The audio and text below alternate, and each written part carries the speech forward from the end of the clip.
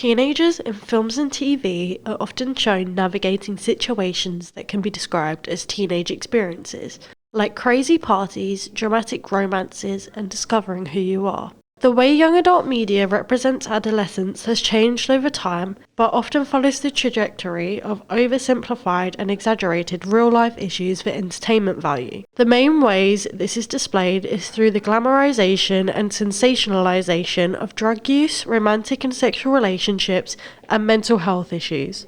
Glamorization is defined as the act of making something or someone more beautiful, often in a superficial way. What many teens and impressionable audiences fail to realise when watching TV and film is that the struggles and experiences that people on screen go through does not reflect reality.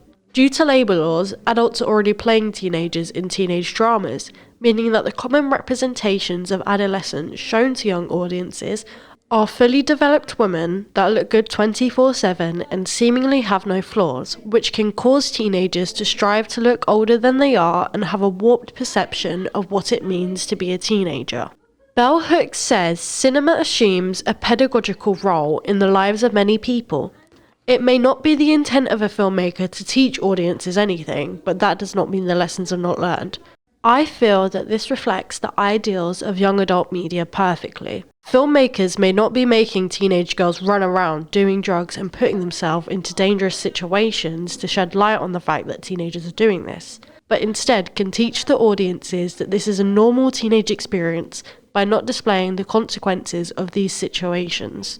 Young adult media, especially current media, has blurred the lines between teenhood and adulthood, meaning that media that is targeted towards teens has naturally become more explicit, exploring adult themes.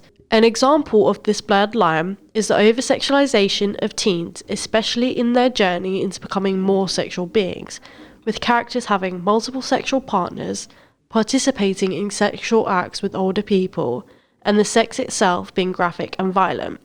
This allows teens to have unrealistic expectations of these experiences, which can lead them to putting themselves in dangerous situations, making them more susceptible to grooming and manipulation.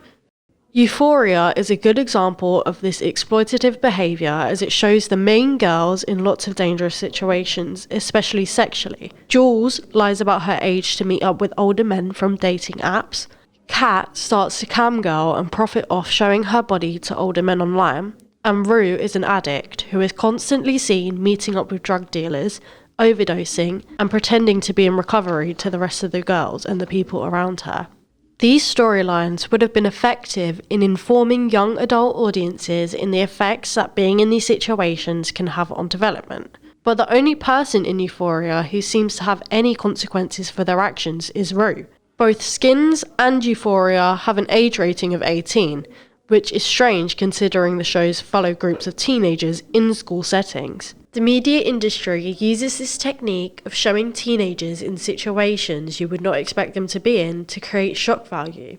As if these characters were adults, their experiences would still be shocking, but not as shocking as, say, for example, a 12-year-old drug dealer like in Euphoria. The use of teenagers and school settings in media aimed towards young adults is to create relatability, but can also create further glamorization. Lady Bird is a film directed by Greta Gerwig which follows a girl called Christine McPherson, aka Lady Bird, who is a 17-year-old girl navigating her senior year in Catholic high school. Throughout the film, we see that Christine has strained relationships with her family, her friends, and in her romantic relationships. The heart of the film is centered around Christine and her mother's relationship. Her mother, Mariam, is unable to express her love for Christine, which leads her to believe that her mother hates her. Love being equal to attention is a very strong message throughout this film. When Mariam tries to express her love for Christine by giving her all of her attention, she is seen as annoying and overprotective. But as soon as this attention is taken away, Christine longs for it and apologises for everything she has ever done. This is also mirrored in Christine's friendships when she ditches her friend Julie for the rich popular girl Jenna that they had idolised all through school, just so she can get closer to her love interest, Kyle. The highs and lows of relationships and wanting to mature and move far away encapsulate the teenage experience perfectly. It is seen when Christine does move to New York that she has almost matured too quickly since moving away. After a night of heavy drinking, Christine leaves her mother a voicemail. She talks about how emotional it was driving back through her hometown for the first time since moving away. She realises that all the bens, shops and people that she once knew were now so far away, including her mother. This leads her to tell her mother that she loves her. In conclusion, although representations of teenagers are not always positive, that doesn't mean that they aren't accurate.